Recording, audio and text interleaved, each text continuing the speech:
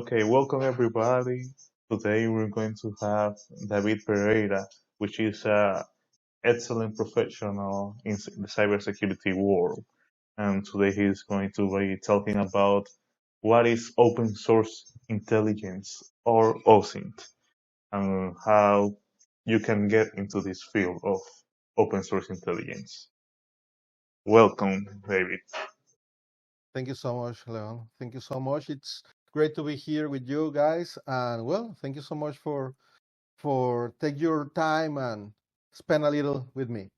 I hope we can see interesting things today. We are going to talk about intro to OSINT, and we are going to talk about some tools, some techniques. I hope some of them are new for you. Well, a little bit about me. 25 years experience, 26 years experience in this field. Um, I work in ethical hacking, penetration testing. I train people, train different law enforcement agencies, and well, it's a pleasure to be here with Raices. So let's start. Let's start. Well, OSINT, Open Source Intelligence. There is a definition. It's related to intelligence graph or capture from public sources, right? So normally this kind of information, it's free, it's open to the public, and you can reach in different places. Normally, not all of them from internet. You can grab open source intelligence from physical sources as well, because there is an additional concept that is called OSIF, open source information. But, well, the important thing is that OSINT should be presented to the interested parts, right? So in OSINT, you can gather information from different sources, and in some moments, companies don't realize or didn't realize the importance of the information they are sharing in internet, in their social networks, in their day-to-day interaction with technology. That's why we have a lot of information that we can capture and we can use. So what can we obtain with OSINT? A lot of information, like corporate information, like in the IT aspect, we can capture IP range, providers, carriers, technologies, and we can grab information about their web presence, their web technologies. We can grab information about business partners, employees, email addresses, phone numbers, anti-malware solutions, technologies that they are using, etc. When we are talking about people, when we talk about personal information, well, we can grab information related with social networks, email address as well, full names, pets, kids' names, children names, physical address, their properties, vehicles, habits, college, etc. A lot of information. People don't realize how much information shared in their social networks. Only with a photo, you can grab a lot of information. You can detect season. You can detect time, place. Even with sometimes with the shadows, you can grab information. So um, it's important to understand what kind of information you can grab depending the source, and we are going to talk a little bit about that. There is an interesting concept called recon or reconnaissance. Normally, it's related about all the analysis, investigation, etc., that you can execute in a specific target, right? So we are talking about all the information we already mentioned before, and sometimes in ethical hacking engagements or penetration testing engagements or red team engagement, um, the penetration tester can use some specific techniques to grab more information. But in open source, we just work with the information that is public, that you can reach without any kind of attack, without any kind of malicious software, or without any kind of bot, etc. So that's important to have that in mind. Well, How can we gather information? Normally, you can do this in 3 different ways. You can do active recon. That means that you are going to interact in a direct way with the target.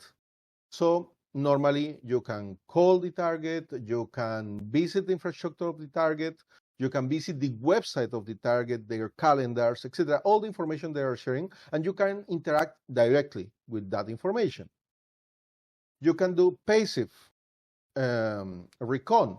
That means that you are not going to interact in any way with the target. You are going to look for information in newspapers, in information agencies, in different sources, but the real target. And you can do mix recon. That means that you can simulate the behavior of a traditional user, and you can interact with different infrastructures, and you are going to try to avoid suspicions. That's different, let's say, the different ways you can do recon. So one of the most important parts in OSINT, it's planning.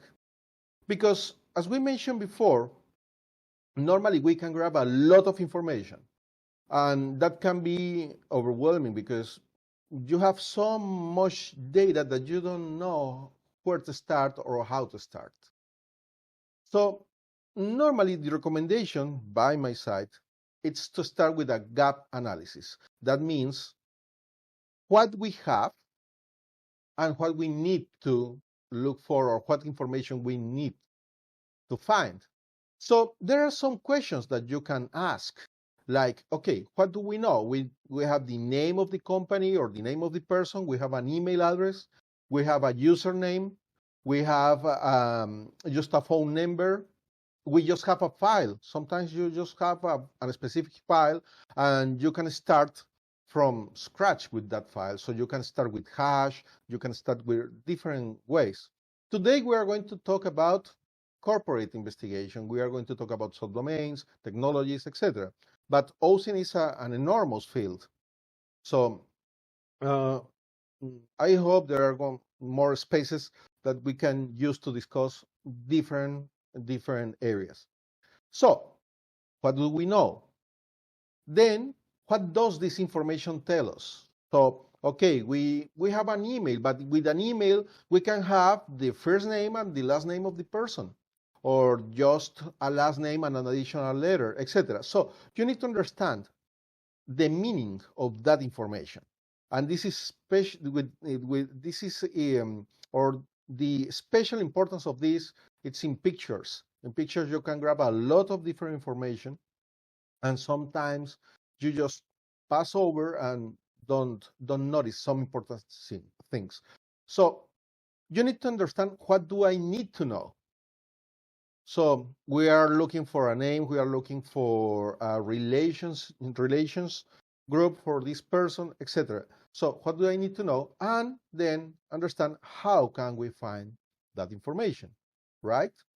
So this is the best approach in my experience, because as I mentioned before, it's a lot of information. Yeah, Sandra, I hope it is interesting. I'm very happy that it is interesting for you.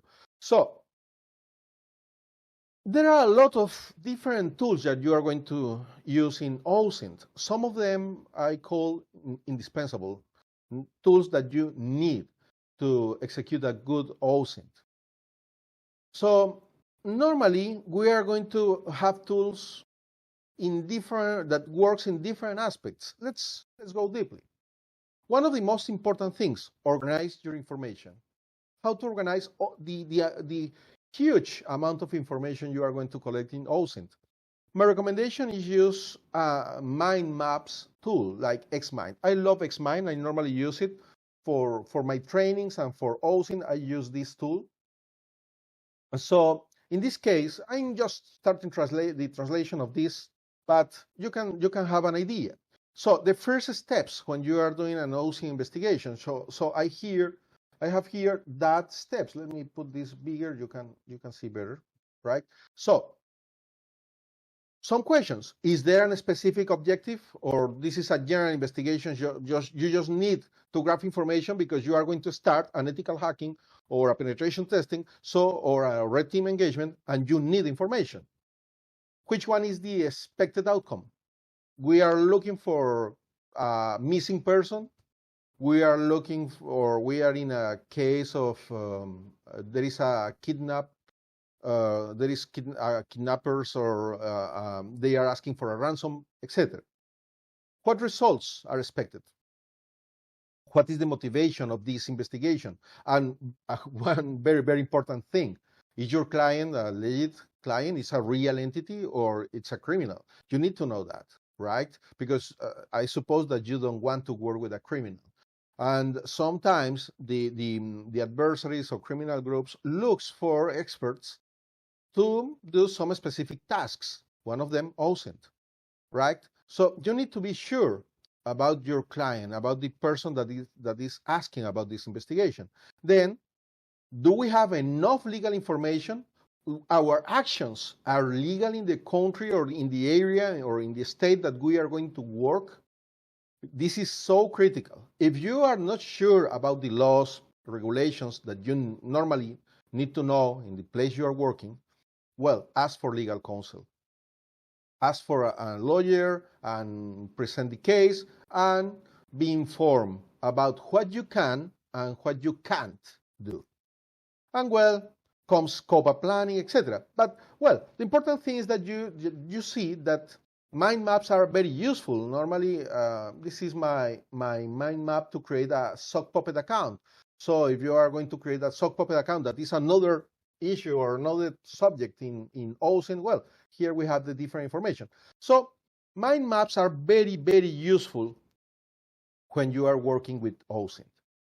Well, it's mind. Another tool, Miro, or well, Miro. It's an online tool. It's an online tool. It's a very nice tool that allows you to create mind maps and allows an entire group to interact with your mind map. So this one is free. Well, have a paid part, but one part is free. Problem here is if you are going to use the free part, it's public. So maybe you don't want that. So it's up to you. Note taking. It's so important to take notes. Some people don't like to take notes, right? So normally in the technical field, a lot of people don't like to take notes. My recommendation for you is, well, you can record your voice. Like in a forensic case, one of the things normally I do is to record my voice with my phone. So it's easy to transcribe later, right? Because to take notes can be difficult, etc., but it's the best thing if you do it. But if no, you can record your voice and capture that information. Recommendation, well, Standard Notes is a very nice application that you can use, Standard Notes. That one, it's free. It's free and it's very, very nice. And you can export to different formats, MD, etc., markup. You can do different things with that tool. One of my favorites, Cherry Tree. Cherry Tree, it's a beautiful tool. Normally, I use it in my Kali machine. For OSINT, you can use different operating systems. Some people and some companies creates their own OSINT versions, OSINT virtual machines, and I create my own. It's called Linux Detective, and but normally you can use Kali if you prefer to use Kali or you prefer to use Ubuntu. This is an Ubuntu, a very common, nothing special. So you can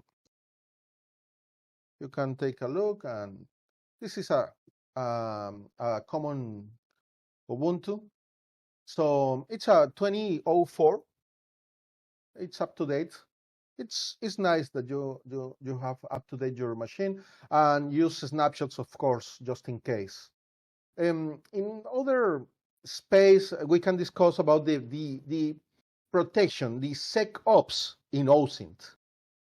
Normally, the operational security or the OPSEC in OSINT, because In some cases, you are going to investigate in dark webs. We are going to see the difference just in a moment. And sometimes you are going to visit malicious websites and you are going to leave a fingerprint in those websites. So you need to think about OPSEC when you are doing OSINT. So that's why my recommendation is to use virtual machines. You can use Kali. Kali have a lot of tools, or you can install anything you want, or you can create your own. You can use Ubuntu or whatever you prefer. Cherry Tree. Cherry Tree is a beautiful tool that you can use. Let me put this bigger. Cherry Tree. Maybe you're familiar with this one. So yeah.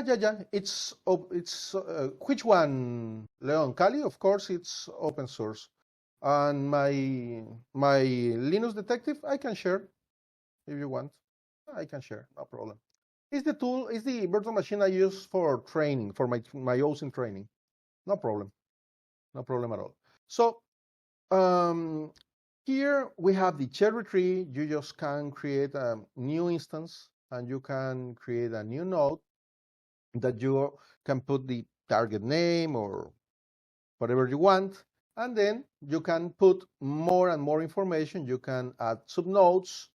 So you can say something like DNS, sorry. You can say something like DNS or, sorry, I changed my screens. This one and this one.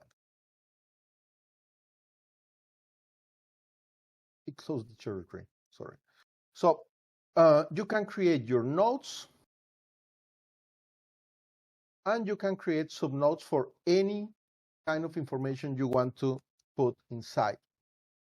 So it's a note-taking application. It's very nice. It's free, totally free, and it's very, very practical. You can export your information as PDF if you want, or HTML, or plain text, as you prefer. It's very, very nice. I use this in penetration testing and in capture the flags. I love this tool to take notes. Okay, perfect. You need to take screenshots, right? Normally, you need to take a lot of screenshots. So if you are using Windows, you can use the Windows snipping tool. It's very good. It's totally free. It's included in the operating system. But you can, if you are using Mac OS, you can use Shift Command 3. Or if you want to capture a portion of the screen, you can use Shift Command 4 as a hotkey to capture your screen in Mac OS. Well, if you are using Linux, you can use Shooter. It's a nice tool. Normally, in my machine, I have Flameshot. It's a very nice tool that allows you to do exactly the same. Flameshot. Flameshot, it's a capture tool. Well, you can use any kind of tool to do that. Well, sometimes you need to download websites. And sometimes people struggle a little with that because I normally prefer to use wget. If you are a command line person, you are going to love wget. But you can use a graphical tool that is called WebHTTrack. Show you, it's a nice tool. It's free. It's free. I'm going to share links with you in the chat just in case. You use Flameshot. Nice. HTTrack. Yeah. wget needs more love. Yeah, totally agree. So you can use this one. It's very, very simple to use. If you need to download a website, let me show you. In the Linux, we can work with that one. Right, so we just need to select WebHTTrack. I'm going to put an ampersand at the end. You know why, right? I'm going to, I think all of you are Linux guys and Linux girls, but just in case, when you put an ampersand at the end of a command, you are saying to the operating system that put this in background, right? So you are going to keep your terminal and the command is going to be executed. So now we have our browser, and at the same time, if I want to keep using this terminal, I can use this terminal with no problem. So, okay, HTTrack, I prefer to use this one in Firefox. Just let me, sorry. Let me open the Firefox in this one. And I'm going to show you a tool that probably you don't know. Well, let's see. httrack. Oh, interesting. Okay, nice. So we just say next, and we can create a new project like, let's say Diane, that one, Diane. You can select project category if you want, say category 1, and the base path to save the information, the download website, it's that one. So next, and you can add the different URLs you want to download. You can even use a TXT file. So I'm going to say here https://www.dian.gov.co. This entity, it's a Colombian entity. It's like the IRS in the United States. So I'm going to say next. An important thing. One important thing that people sometimes miss is that websites can use robots.txt rules. Robots, everybody familiar with robots.txt, or you want me to explain?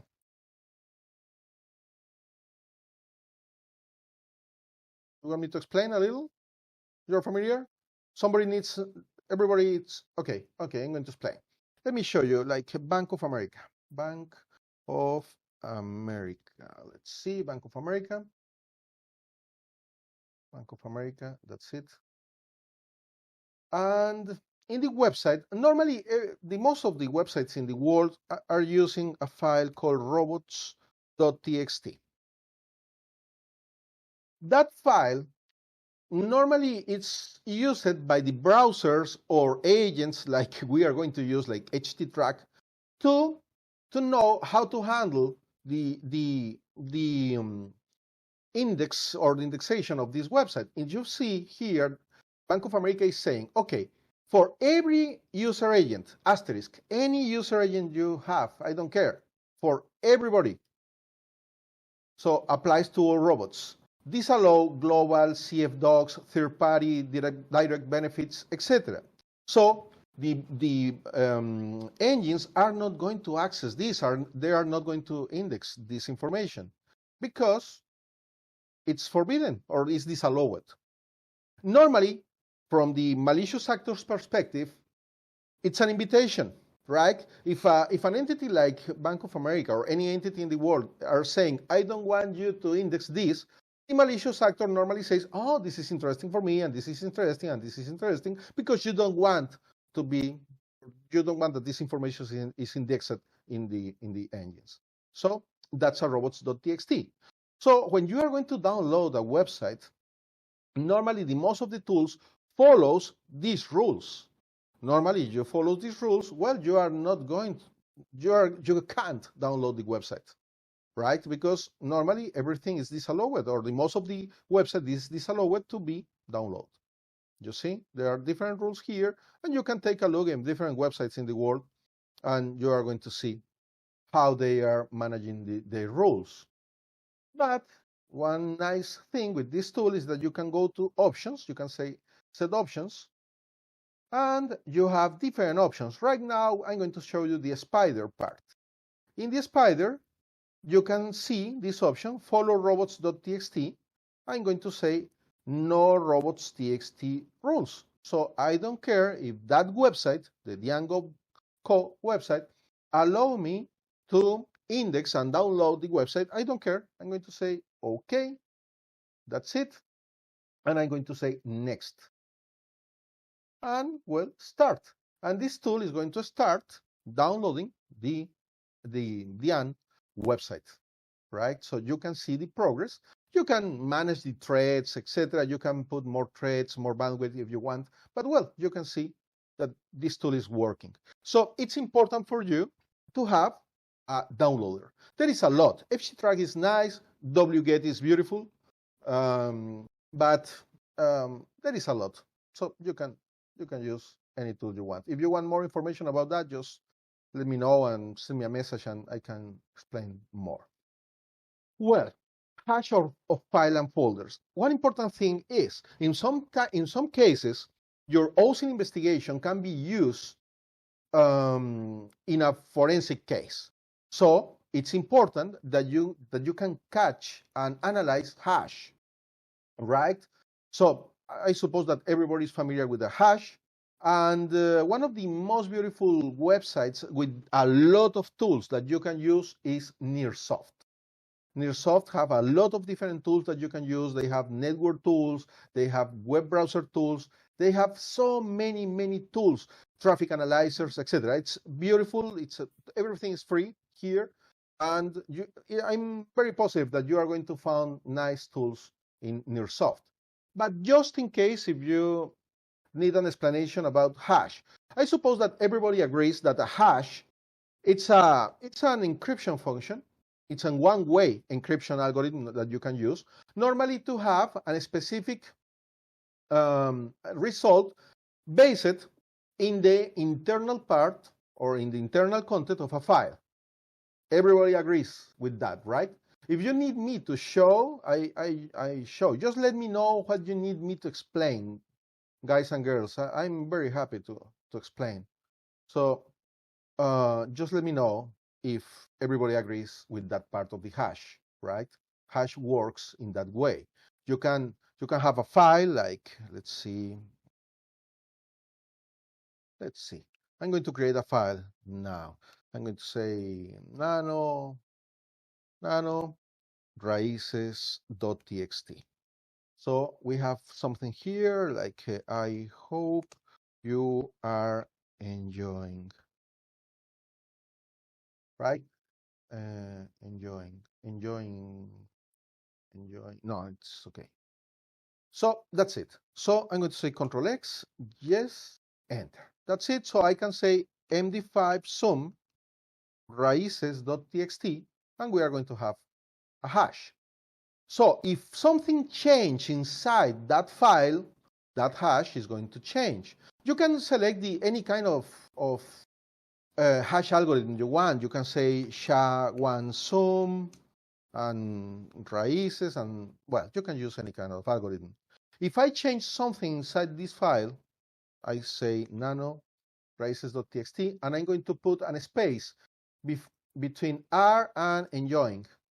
That's it. And Control X, save, yes, enter.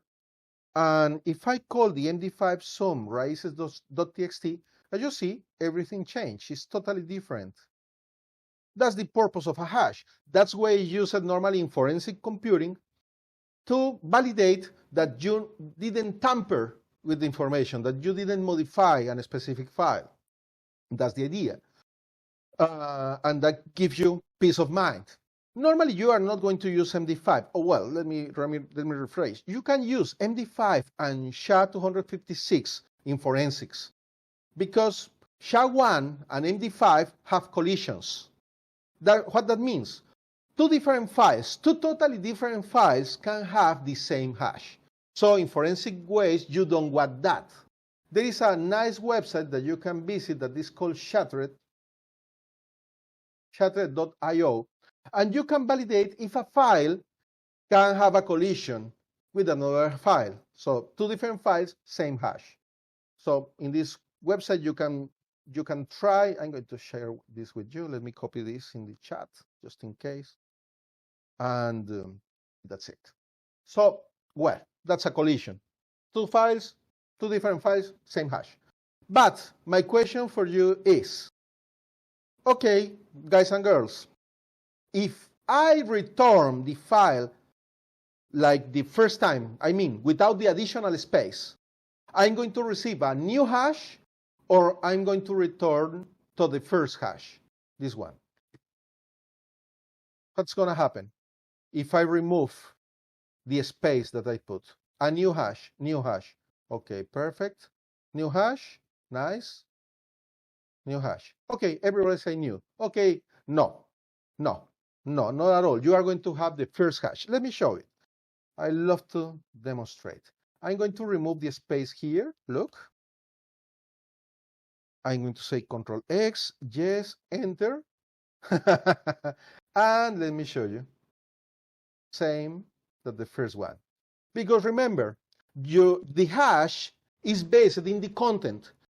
Everybody normally thinks that this is a new hash because you are thinking in metadata. In metadata, of course, the metadata change.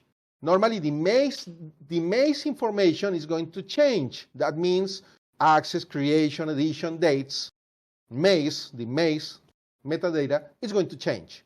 But hash are based in content. Even if I change the name, let's say I'm going to copy raices.txt and I'm going to call this, I don't know, cyberpapa.txt, right? If I say md5 sum cyberpapa.txt, look, same hash. Nice, Sandra. That's nice. Thank you so much.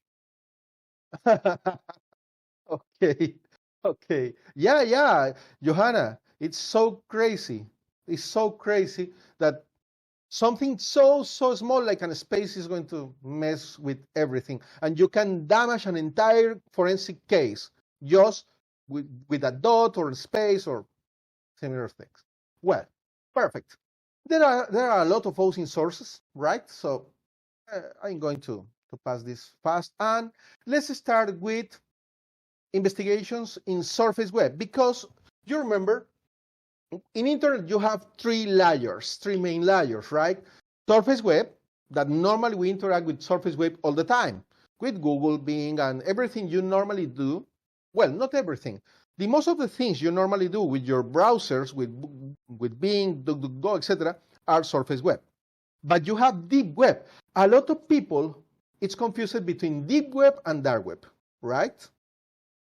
Exactly, Leon. Only the content of the file it's important. So, deep web it's totally different and separate from dark web. You don't know how many people, professional people, very knowledge people, have a confusion between this. Deep web is not indexed content. That means your emails, your Skype conversations, our chat here, that's deep web. That is not indexed. It's not possible for us to go to Google and look for chat in the OSINT intro with David in Raices. No, you are not going to find our chat. So that's not indexed. So that is different part of internet. And you have dark web.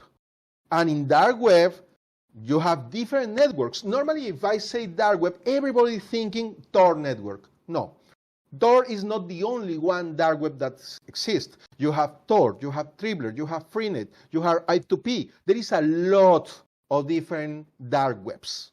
The most well-known and the most used, Tor, the Onion network, of course. But, well, it's different. Perfect. So, in our daily basis, we interact with surface web, right? With Google or the browser you normally use, etc. And my recommendation in OSINT is use different search engines. Sometimes people only use one or two. My recommendation is use as many you wish, because the results are different, because each search engine uses a different engine or indexation or index engine.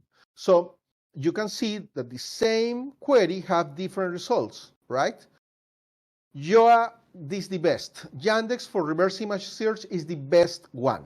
Nothing better. Well, there is one better thing, but it's pay, right? Maybe you are familiar with this one, but just because you mentioned this, I think that you want, maybe it's useful for you. PIM Eyes is the best reverse or face recognition engine in the world. It's paid, but it's not so expensive. It's a thing that you can have. No problem at all. PIM-Eyes is the best. Yandex is the best free with TinEye. TinEye is good, but Yandex results are better. I'm going to copy this for you just in case. Guys, girls, I'm taking a lot of time. I hope you have an additional couple of minutes to be with me. No short stick of dynamite. No. That's why I put that in the chat just in case. Because normally when I'm training, people remember me things like Joa Constrictor. I love your nickname. Like Joa Constrictor, just remember me, the Yandex, and I share in that moment, right? Perfect. Well, yeah. In the chat, you can review the chat, no problem. Well, you have some advanced search engine tools, right? Like the alerts from Google if you want. I'm going to pass this fast. You can use Google operators. The most probably thing is that you're familiar with Google operators, right? So if you want me to explain a little, I can, no problem. If you want to use Google as a search engine, it's great, and you can use Google and Google Hacking database, right? That's so common. I just mentioned this here just in case. And I'm going to publish in my Twitter these three slides. Parameters that you can use in almost any kind of search engine in the world. You can use these quotation marks or $sign to look for prices, etc. But this is the most beautiful part. People sometimes don't realize that Google is not the only one search engine with dorks. Remember that when you are using some contractions or some specific parameters or strings to do search or to execute, as is called dork, right? To look for passwords, etc. But you can have doors with DuckDuckGo and with Yahoo and with Bing. So in this table, you can see all the dorks you can use with each one of these search engines that they are the most common and well known, right? Okay. So, well, I hope this works for you. Do you need me to explain at least one of these parameters, or it's okay? Everybody's familiar with this.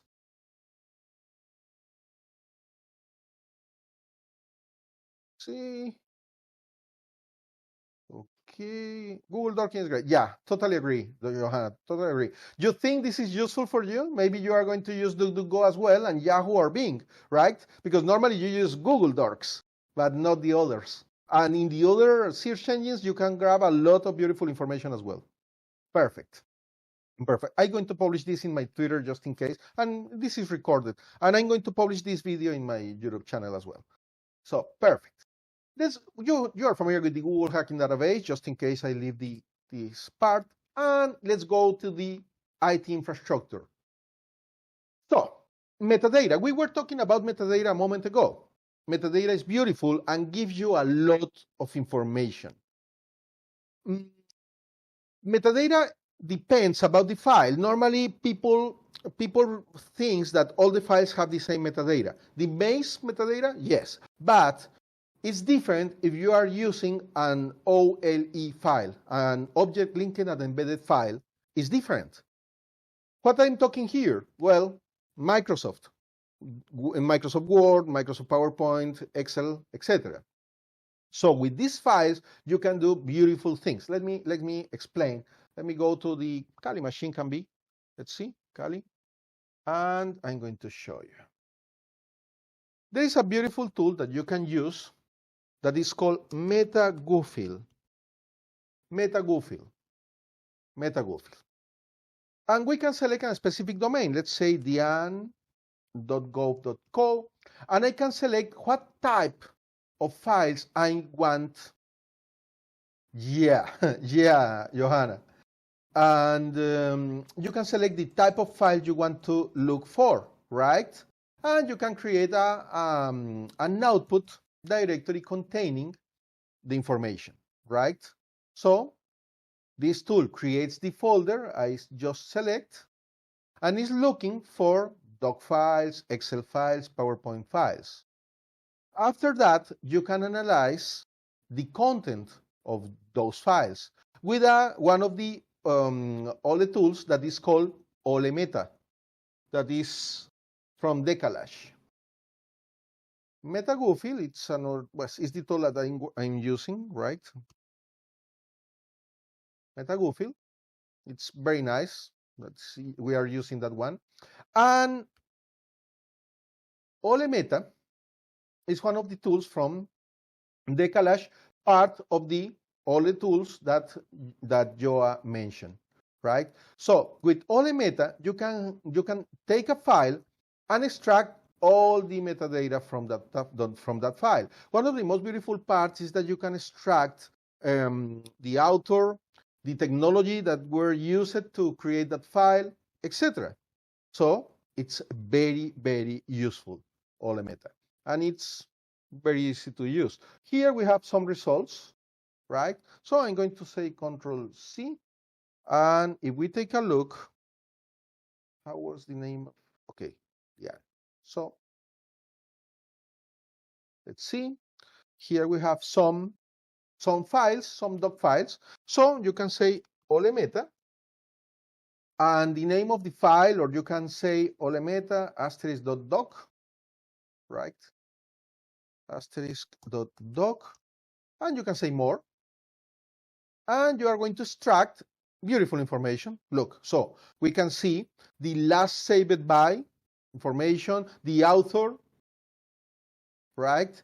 The last save, dates, the application, versions, etc.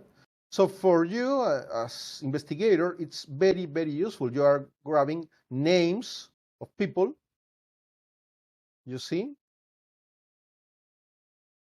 Di Salazar, well, a lot of information from people, right? Diana Alexandra Garcia Espinosa, and so on, so on, so on. So this is so beautiful. Metadata gives you a lot of information. We don't have so much time, and I don't want to abuse from you. So normally people think in image files, and normally thinks in EXIF metadata. EXIF metadata is a specific type of metadata, normally contained in image, and you can grab information about the camera. If we are using a cell phone and the GPS is turned on, you can extract the geolocation, etc. Exactly, Leon. EXIF tool is beautiful to do that. I have videos in my YouTube channel with that. So if you are interested in that part, in my YouTube channel, you can have videos. Well, guys, you know that whois a command that we used previously. Well, we're still using, but with GDPR from 2018, we can have a lot of information with whois. Whois previously provide information about administrative contacts, technical contacts, emails, etc. But now it's not possible because normally all the information is redacted, etc. But you can look for the historical whois for a specific domain. Tools like domain tools, this is paid version, but tools like Whoxy can be used to look for the historical whois. So you can say something like, well, like Walmart can be. And you can take a look about the historical information, let's see, about Walmart. So you can see each one of the change you have. But there is a more beautiful trick that normally people is not familiar with. You can use the web archive, right? You can use the web archive to look for whois information. Exactly, the Wayback Machine, Johanna. I don't know if you're familiar with this technique, but I hope you like. So let me click here. So you can look for a tool like who.is, looking for a specific domain. Whois or who.is is one of the whois services in the world, and somebody maybe look for Walmart or for any domain in the world. So you just need to go to the Wayback Machine to see the historical results. You can see a snapshot here in 2014, and well, we can take a look about the whois information in Walmart in that moment. So you can grab information in a very easy way. Here we have everything not redacted, previous GDPR. So any kind of result previous to 2018 is going to work for you. You have everything here. You like it? I hope you like it. And I hope you didn't knew this technique. Nice, perfect, good. Well, talking about infrastructure, one additional tool that can give you more information related with IP addresses and domains, it's to see the reverse whois. Reverse whois means that you can investigate or research in a specific domain, and you can look for similar, well, different domains that points to the same IP address, right? So we can, let's continue with Walmart. We can use, well, let's say Walmart. So we can review here in this reverse whois lookup tool. We can take a look, and well, here we have a lot of subdomains that can be useful for you. You can export this to a TXT file, and you can select by dates. Maybe some of these are not useful anymore. It's 2018, but some of them are 2020, right? So Black Friday-Walmart.com, and so on, so on, so on. So you can grab a lot of information about infrastructure for a specific domain. You see? So reverse whois is very, very useful. Because why I'm showing this? Because the old techniques like brute force of DNS, well, you can use that, but you can grab more information in a better way, right? So you need to work smarter, not harder, right? So normally the malicious actors take advantage of our technologies, and one of the most common technologies right now is to use SSL certificates, right? It's very weird to find a website that don't use HTTPS. So there is something called certificate transparency logs. What that means? Normally, if I'm going to use a certificate, I need to publish that certificate to inform to the world that this is a real certificate, it's a legit certificate, and well, all the domains normally protected with that certificate. So we can use different tools to grab that information. One of the most beautiful, Subcert. Subcert, it's a nice tool, but here we have, let me show you, Subcert. So, how to use Subcert? You just need to say Python. Well, let me copy the link for Subcert for you, just to have it, and then you can do your research. Is this tool, Subcert? Is not so old. I'm going to copy that in the chat. So with this tool, you can do this. You just need to select, well, it's a Python tool. You can put this in executable. You are technical, so you just need to say the domain, and well, this tool starts looking for the transparency of the certificates of this domain, and look, a lot of subdomains and the IP address that they are using. So this provides you a lot of information. Now we have IP address range, because normally we are talking about a big entity. Normally they can have the entire subnet, right? Normally. So my idea is, if these guys have the 13.107 to 13.40, maybe they have the 39 and the 38 and the 37, etc., etc., etc. So then you can use tools like Shodan, Censis, Sumai, etc., to look for more machines in those range. So that's certificate transparency, and you can use another tool that is called CRT. That's a website that you can use to look for certificates, like let's say apple.com. Let's say it can take some moment, but well, at the end you are going to see all the certificates in all the list of transparency of certificates here. Look, so saves a lot of time. You have all the subdomains immediately. You don't need to do brute force. You can do. If you want me to show you how to do a brute force of DNS, just tell me. But, well, it's a better technique, I hope, and I hope you like it. Another technique, the server name indication. This is a technology that normally is used to take advantage of one certificate. So you have one certificate, maybe an extended validation certificate, etc., that you know that those are a little more expensive. So with the same certificate, you can protect different websites, right? That's the idea, right? So with this technology, you can have the same certificate, only one, and you have site 1, site 2, site 3 with the same certificate. That's beautiful. But allow me, in the same way, it's beautiful in different ways, because I can try to enumerate that kind of certificates that are protecting different subdomains or different websites. So we can use a very simple command, very simple, because we are using OpenSSL here, and you are just doing a connection against the domain for the port 443, and then you just send the results. Well, we are looking for X509. Everybody knows what we're talking about, the certificate. And then we are using a little bit of regular expressions to look for the information. So after that command, you have the SNI, the server name indication of a specific domain. Another way to do enumeration of subdomains from a specific domain. Well, okay, I already explained this. Well,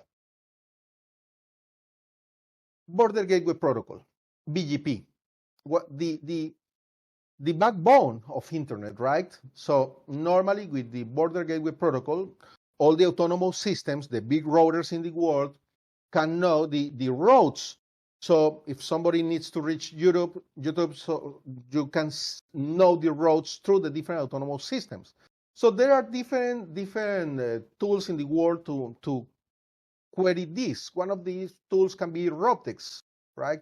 Roptex is very nice, and you can query. Let's continue with Walmart. If you want. Sure, short stick of dynamite. Yes, man. Yes, don't worry. I'm recording, and I'm going to publish this in my YouTube channel tomorrow morning, so you can take a look. Thank you so much for your time, man. Or girl. Well. Okay. See you. It's a secret. Perfect, man. I can OSINT you. When you leave, we are going to OSINT you. Okay. So look, you can query Walmart, and here we have the information. You can see the analysis, and we have information about IP numbers, name servers, and very interesting information that you can use to. Yeah, sure, Leon. I'm pretty sure about that. So you can grab information, and even so, you can grab that. But I don't remember if I'm logged in. You need to be logged in here. Yeah, it's creating the graph. Well, here you have the entire information. You see the pointers, the IP numbers, name servers, etc. Very useful information that sometimes people forget, because, well, not everybody use the autonomous systems, not everybody love the BGP protocol, but I love BGP protocol for many reasons. And, well, you have a lot of information about a specific infrastructure. There are more tools that you can use, even Nmap. Nmap is beautiful. Let's take one of these autonomous system numbers. Here we have different autonomous system numbers that are used by Walmart. Like, let me see. Well, here we have let's see, like this one, 21342, let's say. Nmap have a lot of scripts. I'm positive that you are familiar with these scripts.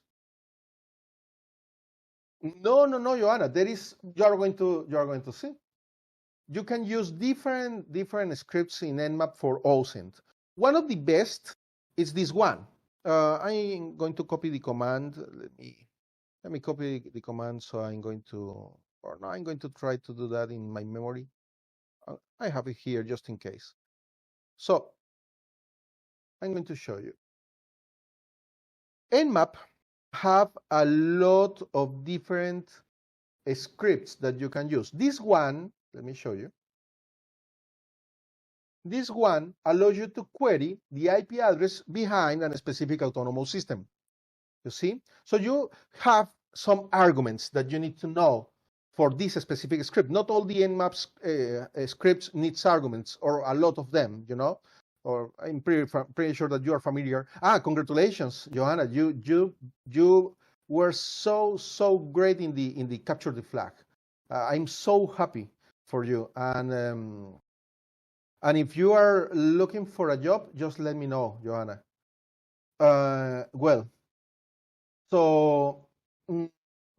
some scripts needs additional arguments. You are looking for a job, man. I'm going to give you my phone number. Let's talk. Okay. So, the Nmap script. So you see, some of these scripts requires additional arguments, but those are very simple. Here we have the command. We can see. Nice. I'm very happy. So, let me show you. You can select the specific autonomous system number. You just need that parameter. We have some of them here. We say that we are going to work with the 21342, right? So Nmap, look, so fast. You see, Nmap brings you all the IP addresses behind the autonomous system. It's beautiful, right? I love these techniques. I hope some of these techniques are new for you. I hope. It's an intro training, right? It's an intro, small space. It's intro. It's not so elevated. So, Amass is beautiful. Amass is beautiful tool. I have a YouTube video with Amass, so I recommend that. I'm not going to use that one right now because we are almost out of time. So I don't want to abuse of your time. Roptex, we already use Roptex. Netcraft site report. I love this one. Normally, if you visit a specific website, any website, like let's use this one, secpro.co, let's say. So if you want to graph information about a website, one of the things you can do is this one. I'm going to say Netcraft site report. This one.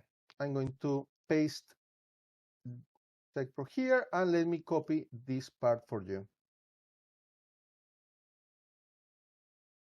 So this tool allows you to grab a lot of information, and your fingerprint is 0. So here you have a lot of information. Look, the site rank, the domain, the netblock owner, the VirusTotal information, right? VirusTotal is great to do enumeration as well. It's great. You can use VirusTotal to do that. The autonomous system, right? Oh, thank you so much, Greg. Thank you so much. Nice, Greg. Thank you. So you can see, guys, a lot of information, subnets, etc., IPv4, IPv6. It's great, and give you more information that you can use later to look for the entire subnets or IP range, right? Nice. So Netcraft site report, and again, fingerprint 0. Build with. Sometimes you need to know the technologies behind a specific website. So build with allows you to do that for free, totally free. So you can look for, I don't know, well, let's again secpro.co, let's say. That one. So this tool lets you know, let me complete the CAPTCHA, let you know all the technologies behind a specific, okay, nice. A specific website. Let's see, this one, and this one. Sure, Johanna. Leon asked me to do this again with similar subjects, but maybe more scripts. In August, let's see, it's a Saturday. August, let's see, August the 20th, yeah. You like it, Johanna? That's so nice. Thank you so much. Well, you see, guys, here we have all the technologies, the WordPress plugins, etc. So you can graph information about the technologies. If you are in a penetration testing engagement or red team or ethical hacking, well, this is so useful. And from the OSINT perspective, it's so useful as well, because you can graph information about the technologies and you have everything here. Everything, you see? Everything is here with built with. That's so nice, Greg. So nice. Thank you so much. Very kind.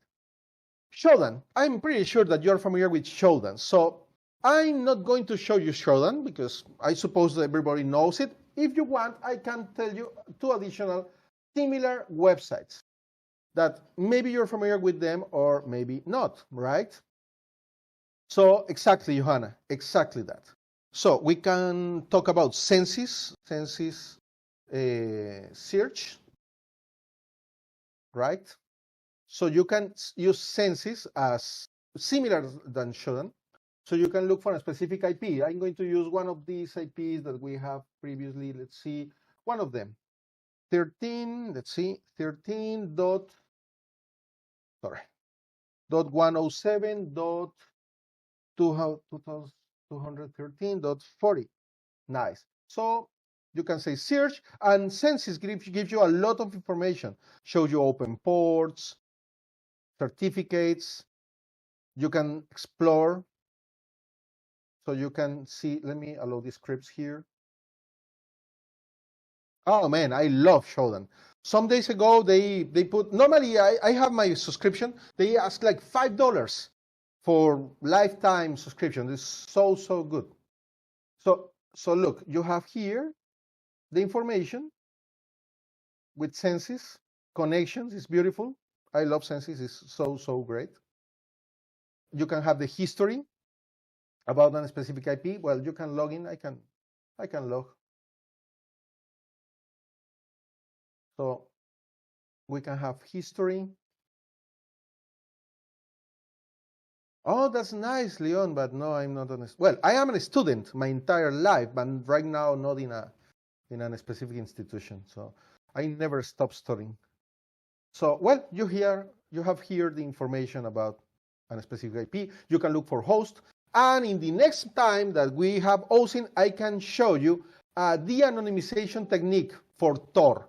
If you are going to be here, just remember me that, and in that moment, in August 20, I'm going to show you how de-anonymize Tor with census. It's a beautiful technique. Well, census. Well, there is more, like SumI, right? SumI, maybe you're familiar with that one as well. SumI. It's a similar tool like Shodan, like census, and you can query. There are more, but I think it's okay for now with this kind of beautiful tools. I love Shodan. I love it, right? Okay, Johanna, nice. Well, if you work with those, Johanna, you have access to our entire group of trainings for free because you are one of our experts. So, well, SumI. Well, that's it. Shodan, I think I have one more thing. Sound transfer. I want to do this. Okay, Sandra, my pleasure. I'm just going to finish in a couple of minutes. Thank you so much for your time. I know that you are so crazy right now, so with so many things. I value so much that you be here. Thank you. Well, Sandra, my pleasure. I love to do this, to be honest. Well, Greg, it's a nice idea. Some of them are in my YouTube channel. What I don't know if you speak Spanish. What I can ask you, if you can help me, tell me in my YouTube channel what kind of videos can be better in English. I mean, I'm starting to translate my videos to English for my YouTube English channel. So let me know about my content. What do you want to see translated to English? And I'm going to do that. No problem at all. Just let me know. Okay? Well, to finish, yeah, Johanna, I saw that this morning. You're going to be in DEF CON, girl. If you are going to be in DEF CON, man, we are going to have fun. I'm going to be with part of my team in DEF CON. So, well, yeah, let's talk a moment after this. So, okay, to finish, sound transfer. So, look, Zone transfer is a technique that allows you to say to a DNS server, hey, I am a DNS server too. Let me help you with your zone. I can serve your zone as well. So show me, share with me. That's zone transfer. To do zone transfer, to execute zone transfer, the technique is very simple. Very, very simple. And it's beautiful if it works. Not all the DNS servers in the world are affected with this technique. But let me show you. Let's take a specific domain. The first thing we need, okay, Johanna, no problem. Let's talk a moment after this. So, you just need to know the DNS server of the domain you want to query. In this case, I'm going to use zonetransfer.me. So we can see that the DNS servers for that domain are this one and this one. So the technique is very simple. I'm going to say dig at to select the specific DNS. I'm going to use this one. Sorry.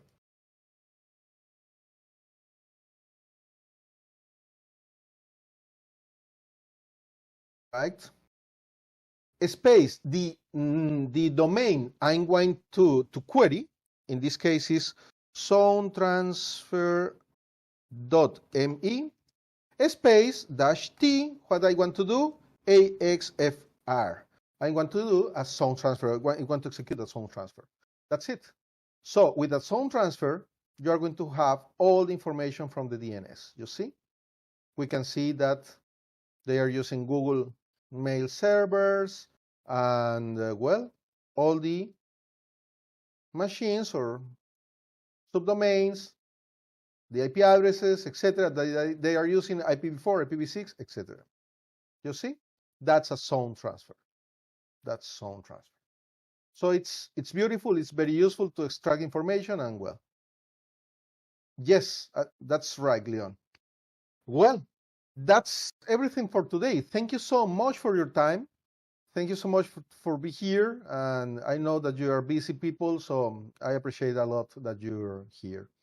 Do you have any questions, something you need me to clarify? I hope you enjoy this space. Thank you, Johanna. My pleasure. My pleasure. My pleasure, Greg. Thank you so much for being here. I enjoy a lot. In August 20, we are going to enjoy even more. I'm not sure about the subject. What do you think can be more interesting? How to create a sock puppet account in a proper way? OPSEC in OSINT, your OPSEC, how to protect. That includes a little sock puppet, but we can talk about different things like VPNs, how to create your own VPN, proxies. There is a question about proxies and I never answered. I'm sorry. I saw it and I never answered that question. Well, I think I never answered that question. Or I answered? I don't remember. How about using a proxy with the search engines? Well, you can, Greg, you can use a proxy with a search engine. It's okay. But I recommend a VPN, not a proxy, because proxies, you don't know who is behind it, right? And you don't know if that traffic it's monitored for somebody, right? No, Greg, no, I need to create one, etc. No, not yet. Not yet.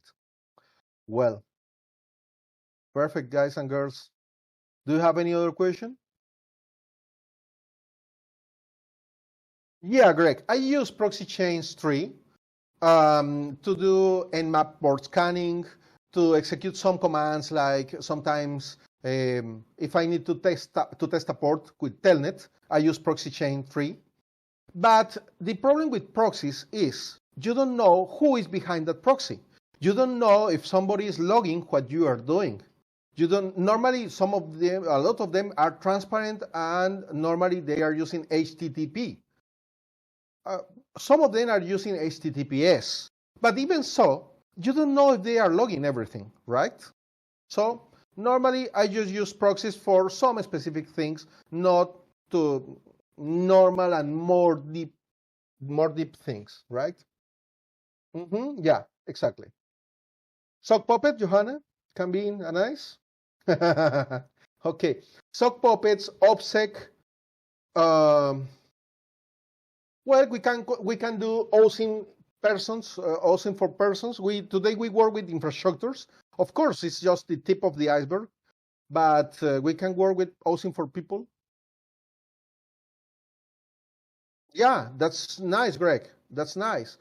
I have a video, a YouTube video, creating your own VPN with WireGuard in the servers of Linode. And if you look for there is a link in my video. They give you $100 credit for 3 months that you can use to create your servers. Yes, Will, I'm going to upload this in my YouTube channel. Yes, I'm going to convert this video today, and tomorrow I'm going to upload that in my YouTube channel. Sure. Ah, you are in my channel. Perfect, Greg. That's nice. That's nice. Perfect, Will. My pleasure. My pleasure. And guys, take a look in my YouTube channel and let me know which video should be translated to English. So I'm going to leave the same image, but I'm going to put my voice in English. That's it. Well, any other question? No? Okay. I hope you enjoy this space as in the same way I enjoy. Thank you so much. And well, see you in the next space.